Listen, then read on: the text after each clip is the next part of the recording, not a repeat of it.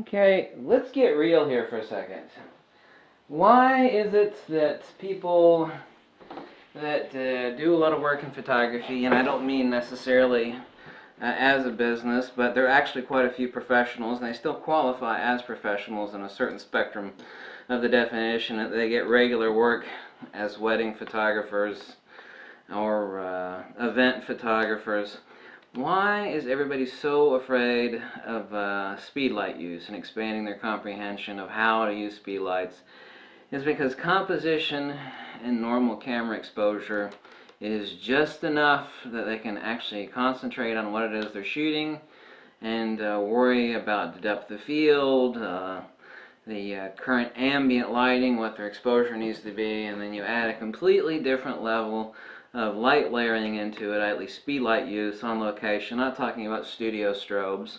If you got some studio strobes, then you're familiar with wireless triggers and proper illumination, the layering of light. I mean, if you got any studio work underneath your belt, then you're familiar with where you need to place your strobes. But most people, believe it or not, in studio work, they've got like about 20 at most, typically about 5 ways that they know how to arrange their their studio strobes, and get the proper illumination in watt seconds for outputs at whatever setting they've got on a camera that's on a tripod in the studio that basically never moves, or one that they're hand holding, and they've got the exposures down, and they've got them written on a cheat sheet. They don't need a light meter, of course. You can do a few test shots and then correct on the output, but people are just so unwilling. It scares them. It literally does scare them. And you need to not be afraid to fail. You will learn, if you were to go to photography school, if you were to take classes in photography, or take a workshop by some overinflated, egotistical douchebag, you would not learn half as much than if you were to buy a cheap speedlight and go out for a weekend and fail. And by failing, I mean learning what it is you're doing, how angle of interception actually affects the composition, and the illumination to your subject. But it is really so very simple. I mean, it boggles me that it scares people. The scared is not the correct word. The word is actually intimidation. People are incredibly intimidated to grab a speedlight. Let's say someone's got 2 or 3 cameras and they've got like a dozen lenses. Like, well, what sort of lighting do you got? Well, I got a speedlight, but I haven't used it for about a year. Why? Well, it's so complicated, you know. I'm just, I just haven't gotten into it yet. There is nothing that will up your game faster, your photography, especially if it's fill light for outdoor portraiture, or indoor events. Quicker than blowing about $100. You really need 3 things. You may not do any on-location portraiture, but like a $15 light stand, even a junky one from China. You can get like a couple silver umbrella reflectors and a junky light stand for like $30 shipped. Okay, now this is an SB28. Okay, these typically sell for about $60, $70 on eBay. It's preferable to buy an SB26 because it's got a remote slave trigger on the front of the unit. So for $20 more, it's better to buy that. That way you don't actually have to buy a wireless trigger set. I mean, I know that the pocket lizards, the pocket wizards, what I'm referring to, we call them pocket lizards, are rather expensive, and getting the cheap little Chinese ones are fine. You want to up your game later as you become far more familiar and comfortable with speedlight photography, but here's a simple thing to do. If you do any outdoor portraitures at all, or do some fill light on subject photography, is to take a normal shot with your camera, expose for the background, and then what you're doing is that you're adding light. What you're doing is you're exposing for your background, and you're raising the illumination for the foreground of your subject. Now here's another little device that everybody should have. They make the little tinier ones, which I've got over here. They work as well. However, they don't hold up much. One of these little Joby leg tripod jobbies. There's a little tiny one I use for background illumination in the field. You stick that in your backpack. You get a little cold shoe attachment that fits on the top of this. I use pocket lizards. Yeah, I said pocket lizard on on my speed lights, and I use I've got a couple of these Jobies right here. You can buy them used all over the place on eBay. They're not, the larger ones are not that super cheap. You can find them for like $20, $30. But I'll actually use these for either background illumination, or I have my model here. You'll buy like a pack of gels to go over that, like a 30 pack of gels of any color imaginable. Now people think, well, all I'm doing is adding light. That's true, but that is not true. It's not true. You're changing the color saturation, the total nature of the composition of what it is you're shooting. You've got subject isolation, so you've got layers of light. I mean, this is what really can take a drab. You can have the most beautiful model in the world, you know, sitting on a hilltop as the sun is setting over Maui. And if you've got your D3 or your Sony or your Canon, whatever the hell you got, I know it doesn't make any difference. And all you've got is that camera. You can take a decent shot. It's like, well, I've got the most gorgeous model in the world, and you know the sun is setting on the cliffs of Maui, and you know my shots don't look that great. Well, it's properly exposed, you know, and everything is in focus. Why does it suck? It sucks because you've got no fill flash, you don't have proper color saturation, you haven't given definition and illumination to your subject. It's not the fact that there's not enough light for your subject. Well, I'm shooting a backlit subject and the sun is setting behind her, and here we're at the hilltop of Maui, and you know, this should be a beautiful spot for a photo shoot. Yeah, it is, but you know what? The speed light that you're using, whether it's on the ground pointed up at her face, or you can actually stick this as I've done and curl it around a tree and point it at someone's face. You have them leaning against the tree. There's thousands of different ways. I can make another 2,000 videos just on speed light use alone. But people don't understand, and what pisses me off, and then nobody talks about it on YouTube. Maybe somebody does, but they don't talk about it in photography magazines. They don't talk about it in photography school either. That people think, well, speed light is for adding light. You know, it's very useful for fill flash, when that's true. And it's very useful for strongly lit, like sunrises and sunset. Well, that's true too, but that's only half the damn story. You know, why is the gorgeous model with the sun setting in Maui, if it's properly exposed and it's perfectly sharp, why is it an okay shot, but it looks like a frigging snapshot that someone can get with an iPhone? There's not enough saturation there. The color, the beauty, the depth, the isolation, that light layering is what really defines most professional photography. That is the stuff that will just make your balls drop off and go, wow, now there is an awesome effing shot. That's the crap, you know. This is the guy I want to shoot my sister's wedding. You know, I saw this picture of his, and it's just, you know, it doesn't look like a snapshot. It looks professionally done. You know what? Another term for professionally looking. Now, if you got the composition right and it's sharp, okay, that's one thing, obviously. You know what the real definition of a professional looking shot is? 9 times out of 10, light. Speed light. Obviously, you're not going to pack a huge studio strobe up the side of the cliffs of Maui. So what are you going to pack? Actually, I would pack that ABR 800 over there, which is the most incredible money-making device on the face of this damn earth. And the two people that bought it, or many people bought it off my recommendation, but 2 of the people that bought it off my recommendation now are getting tons of shooting gigs, and now they're up to their gonads because that thing craps out milk, butter, and honey, and it makes light like nothing else. And you got a tool that no one else has got, and like, oh my God, man, this guy takes some amazing photographs. And he might not be that skilled of a photographer, but he's got the right lighting tools, you know? That is really what's...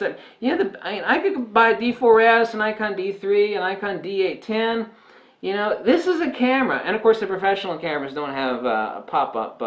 No, you wouldn't want to shoot anything like that with a pop-up direct flash anyway. The one thing that destroys... Well, there's a hot shoe up here at the top of the camera. That's where I will slide my speed light. You know what that's for? That's for photojournalistic work. This hot shoe up here, even though it will take a speed light, is not really meant for speed light use for about 85% of photography. You just don't do that.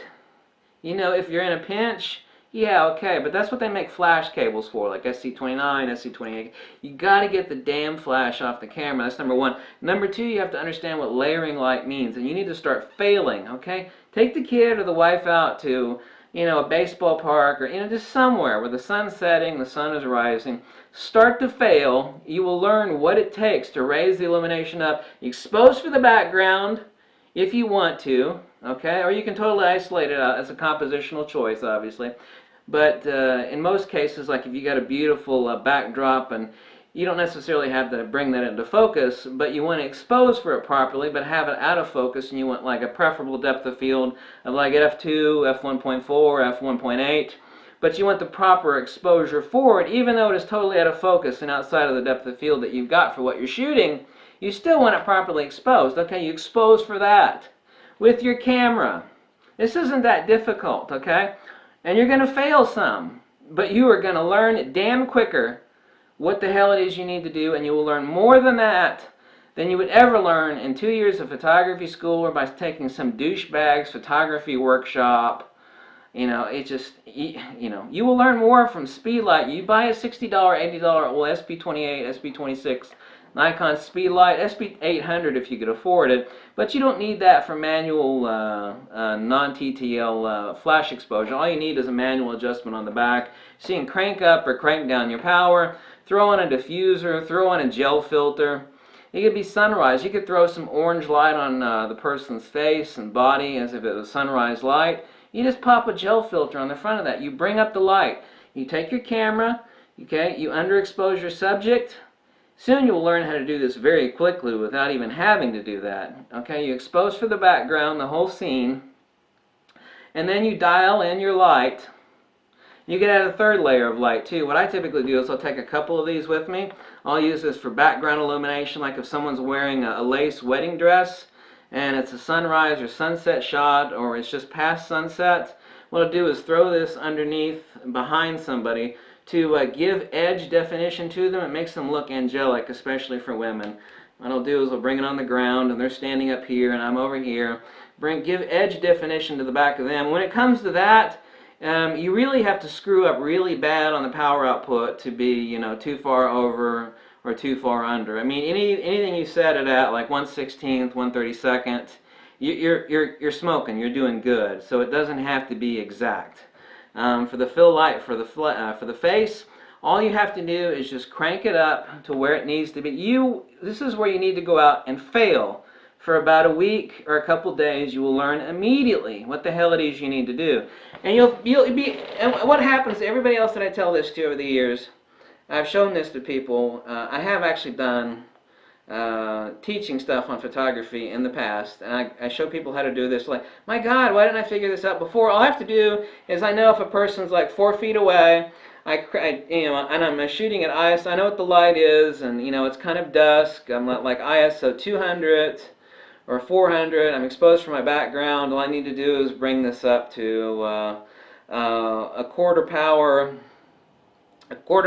throw on the diffuser, give it the proper angle. I don't have to worry about the power output on this. It's like, this is what people keep asking me, what about TTL flash? I'm not doing TTL flash photography, so that worries me. Well, it shouldn't. It is not that critical, believe it or not, especially if you're shooting in RAW. If you got a proper exposure of your background, okay, you dial your camera in, you got the proper exposure, depth of field doesn't matter. You've got the proper illumination depending on the composition that you want for your background. You bring up the proper illumination, whether it's in focus or not, doesn't matter, as long as it's the composition that you want. You got the proper exposure. You want your background subdued, you dial that in. If you want it properly exposed, you dial that in.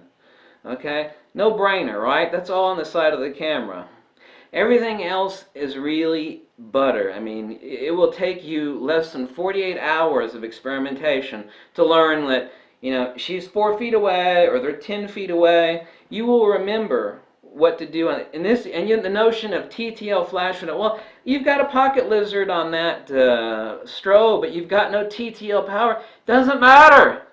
You will learn very quickly that that doesn't matter. You see all these expensive studio strobes? You know what? Broncolor, Einstein, Pulse Buff, none of that stuff is TTL. You know why? Because professionals know they don't need it. You will know very quickly. Especially in a studio shot, if you're experimenting around, you'll take a bad shot or two, you'll dial it in, boom, you'll be right there. Okay? You do a couple test shots, I can dial it. Okay, boom, boom, boom, boom, boom, boom. You got it, you nail it. It's the same thing on location. And if you judge a person how far away they are, you'll know where to bring it. I need to bring it up to a quarter power. I need to bring it down to 1/32 of a power. It is really not hard. But the one thing that pisses me off that people don't understand is they think it's illumination for exposure. When they use a speedlight off camera, like you got a model over here and I'm back here and this is pointing up at her face and her body and gives her some sort of ethereal illumination. Maybe I throw an orange gel on that. You'll know that, well, I got an orange gel on the speedlight. I'll have to crank it up a couple stops because to compensate for the gel, or crank it up a half stop, depending on what composition you want. It's not just about illumination for exposure. It changes the saturation so much. It actually changes it changes the entire compositional nature of what it is you're shooting and how it appears, because your sensors thrive on light. Okay, and that's another reason why you need to be shooting in RAW. I said you can have a gorgeous model at the cliffs of Maui with the sun setting. If I just got the camera and I do a proper exposure, the picture will turn out okay or good, but it'll be like, yeah, that's an okay. She's gorgeous, and I can see it's a beautiful scenery shot, but it's not about illumination. It is, but that's only half the story. It's actually less than half the story. And this is where you all and most everybody else is failing. Your next lens shouldn't be a lens. It should be a Speedlight. Spend $100. What are you going to get for $100? Okay, get an SP26 or SP28. Get one of these little tripod jobbies. Okay, with the little squiggly legs. You can actually wrap this around a tree too, which I've done before. You can stick it anywhere. Okay, I know you're thinking about where you want to stick it right now, right? A $15 Chinese light stand. It doesn't matter if it's a junky piece of crap. All light stands, unless it's really expensive stuff, it's all Chinese junk, okay? Some of them are just better grades of Chinese junk. So you got 60 bucks here, used, $20 here. Okay, that's 70 bucks and $30 more for a couple umbrella reflectors, one translucent, one silver, and a Chinese light stand. That $100, I shit you not, that $100 that you spend on this and this, 2 umbrellas and a light stand, will improve your photography more than buying another friggin' $1,000 Zeiss lens, buying another DSLR, going to a photography seminar, taking someone's stupid BS photography workshop. That will improve your photography more than anything else, and it's only 100 friggin' bucks. If I'm lying, I'm dying, okay? You could take my word on this. You could stick it in the bank. I will eat your dirty freaking underwear if I'm lying on this, because I'm not.